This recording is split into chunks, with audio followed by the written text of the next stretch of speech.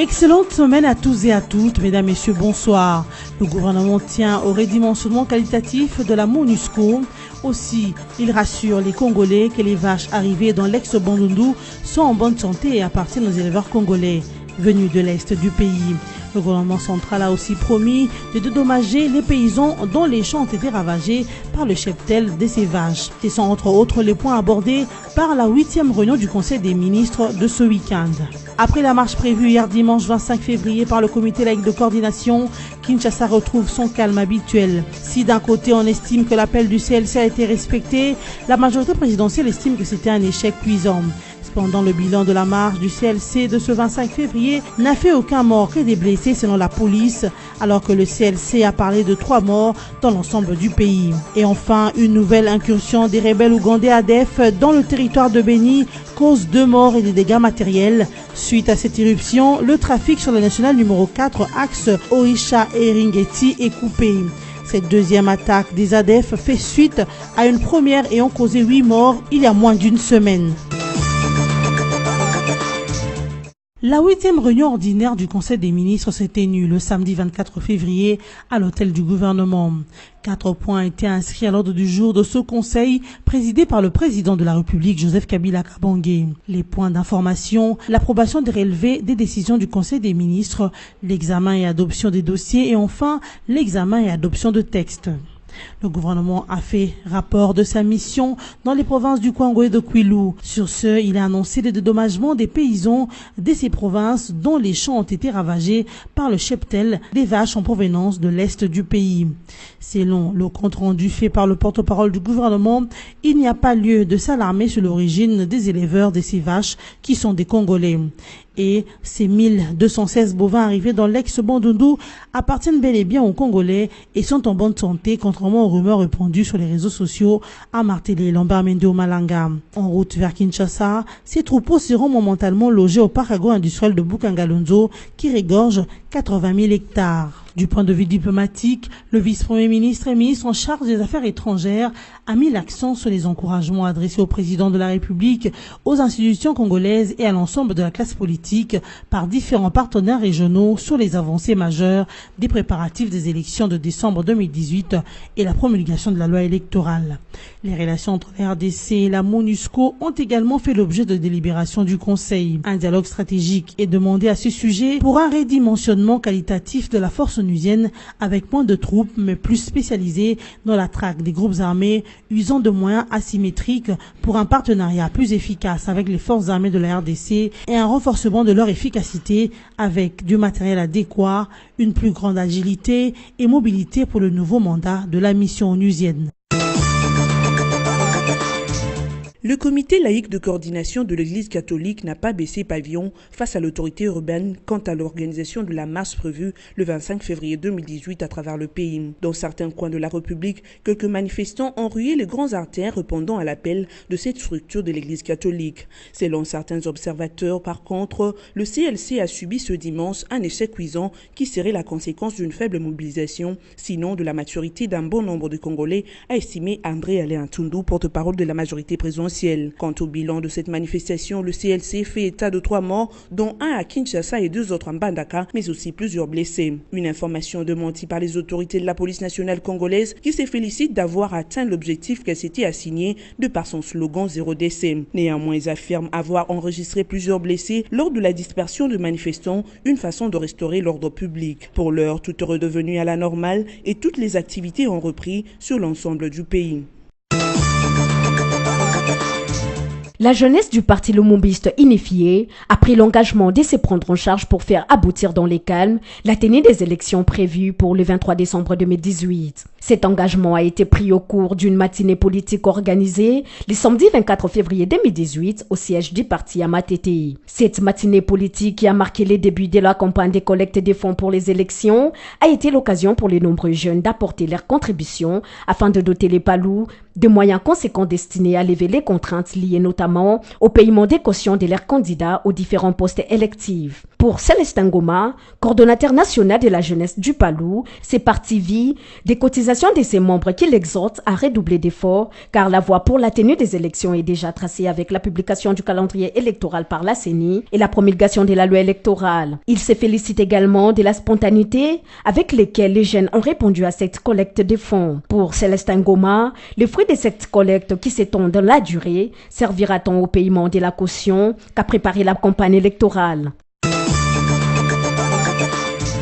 Nouvelle incursion des rebelles ougandais ADF le dimanche 25 février 2018 à Kidiko, village situé dans la localité de Mukoko, en territoire de Béni au Nord Kivu. Le bilan de cette brusque irruption des ADF a fait état de 2 morts, dont un motard et un taximan, ainsi que quelques dégâts matériels signalés par les sources locales ayant vécu cet assaut. Un camion et une moto brûlés, un tracteur et un vélo ont été également endommagés par les assaillants. Actuellement, les trafics sur la nationale numéro 4 et axe Aoucha-Iringeti sont bloqués suite aux gros véhicules ciblés par des présumés rebelles brûlés avec tous les matériels à bord en destination de Kisangani. À titre de rappel, il s'agit là de la deuxième attaque rebelle ADF en l'espace de 3 jours le long de la nationale numéro 4 à Béni. La première attaque a coûté la vie à 8 personnes, dont 3 présumés rebelles ougandais ADF.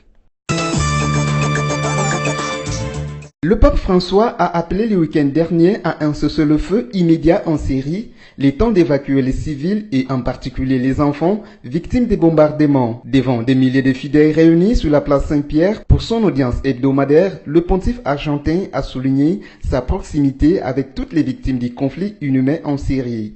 C'est avec un sentiment d'urgence que je renouvelle mon appel en implorant de toutes mes forces les responsables afin que soit assuré un cessez-le-feu immédiat, qui soit imposé et respecté au moins les temps nécessaires pour permettre l'évacuation des civils, en premier lieu des enfants qui sont encore piégés sous des bombardements sanglants, a-t-il déclaré. Des bombardements sur les quartiers rebelles d'Alep, les plus violents depuis plusieurs jours, qui ont tué au moins 25 civils, alors que 5 écoliers ont péri dans une attaque rebelle dans le sud de la Syrie.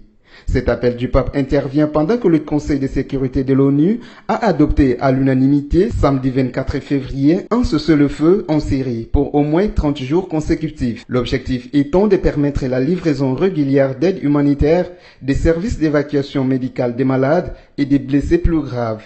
La ville d'Alep est devenue un des symboles de la guerre qui déchire la Syrie depuis mars 2011. Le 28 février 2017, le pape avait affirmé d'un ton grave que les responsables de ces bombardements devraient en rendre compte devant Dieu. Le tout-puissant Mazembe de la République démocratique du Congo est tombé l'arme à la main devant Wydad Athletic Club du Maroc par un score de 0-1 le samedi 26 février 2018 au complexe Mohamed V de Casablanca au Maroc, un match de la Supercoupe de la Confédération africaine de football CAF. Un match amplement disputé au cours duquel les deux formations ont cherché à satisfaire les amoureux nombreux du ballon rond qui s'étaient déplacés pour le stade Mohamed V et ceux qui s'étaient collés à leurs petits écrans. Des belles actions ont été enregistrées de part et d'autre à la grande satisfaction générale. Et le score étriqué de 1-0 qui a sanctionné la fin de la partie en faveur de l'équipe visitée montre combien la rivalité était forte pendant les 90 minutes de jeu. Une innovation a été notée au cours de ce match, l'utilisation pour la première fois en Afrique de la vidéocaméra par les arbitres. Celle-ci a permis à l'arbitre zambien Gianni Sikazwe d'annuler un penalty déjà accordé à l'équipe de Wydad AC de Casablanca. Celle-ci remporte ainsi sa première Supercoupe d'Afrique de club devant une équipe de Mazembe rassurante en défense et moins performante en attaque. Mesdames et messieurs, voici le rappel de principaux titres. Le gouvernement tient au redimensionnement qualitatif de la MONUSCO. Aussi, il rassure les Congolais que les vaches arrivées dans l'ex-Bandundu sont en bonne santé et appartiennent aux éleveurs congolais venus de l'est du pays. Le gouvernement central a aussi promis de dédommager les paysans dont les champs ont été ravagés par le cheptel de ces vaches. Ce sont entre autres les points abordés par la 8e réunion du Conseil des ministres de ce week-end. Après la marche prévue hier dimanche 25 février par le comité laïque de coordination, Kinshasa retrouve son calme habituel. Si d'un côté on estime que l'appel du CLC a été respecté, la majorité présidentielle estime que c'était un échec cuisant.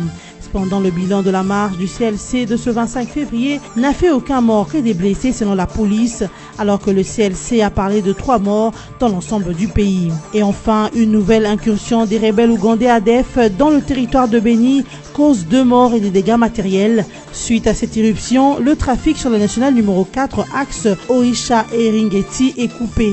Cette deuxième attaque des ADF fait suite à une première ayant causé 8 morts il y a moins d'une semaine. Ce journal est terminé. Bonne semaine à tous.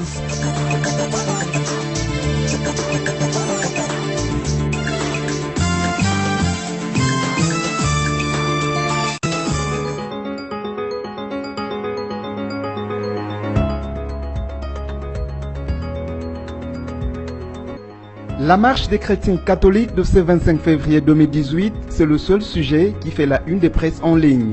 Mesdames, Messieurs, bienvenue à la lecture de la revue de presse en ligne de ce lundi 26 février 2018. Ouvrons cette revue avec le site Congo Virtuel qui écrit « CLC, une reconnaissance tardive et suspecte par Mosengo ».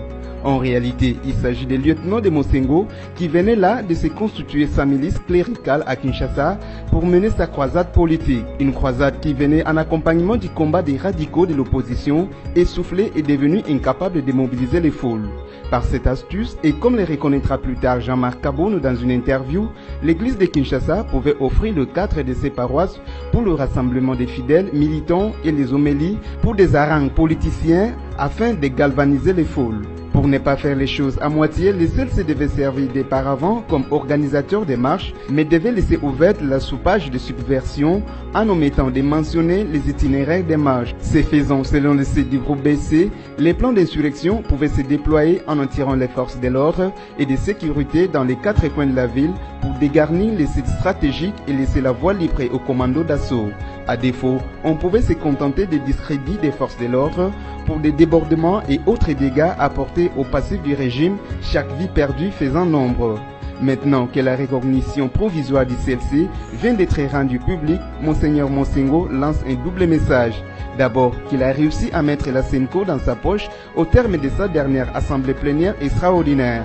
Le cardinal de Kinshasa se sentait en effet gêné dans son entreprise par les réserves de Monseigneur Utembi Tapa, président de la SENCO, qui avait clairement signifié sa non-reconnaissance au CLC et demandé au clergé de se tenir loin de ses activités. Avant cette mise au point, Utembi avait été chagriné par la déclaration incendiaire de Mosengo après la marche du 31 décembre 2017, soit le même jour où lui venait de donner la réaction officielle de l'Église. Deuxième message, Mosengo annonce clairement que sa lutte va continuer et même s'intensifier maintenant qu'il a officiellement fait endosser par l'Église dans son ensemble. Poursuivons cette revue de presse avec Forum des As qui titre « Faible mobilisation pour la marche des laïcs catholiques hier à Kinshasa ». La majorité présidentielle est formelle. Les marches organisées ont pour but d'éviter les élections. À Kinshasa et dans d'autres grandes villes du pays, le 3e appel à marcher des laïcs catholiques a été peu suivi hier dimanche 25 février. D'après le tabloïd, la mobilisation comparativement à celle du 31 décembre 2017 et du 21 janvier dernier faiblit. Pour nombre d'observateurs, cette faiblesse devrait interpeller l'intelligence même des initiateurs de ces marches. La population qui attend les élections dès lors que la date est connue estime que le comité laïque de coordination CLC serait bien inspiré en changeant de stratégie, estime un analyste. La revendication électorale est en train d'être évacuée avec la fin de l'enrôlement, la promulgation de la loi électorale, les contacts de la centrale électorale avec les acteurs politiques toutes loges confondues, y compris des leaders des mouvements associatifs, membres de la très plurielle société civile. C'est dire que le chemin vers les élections est irréversible.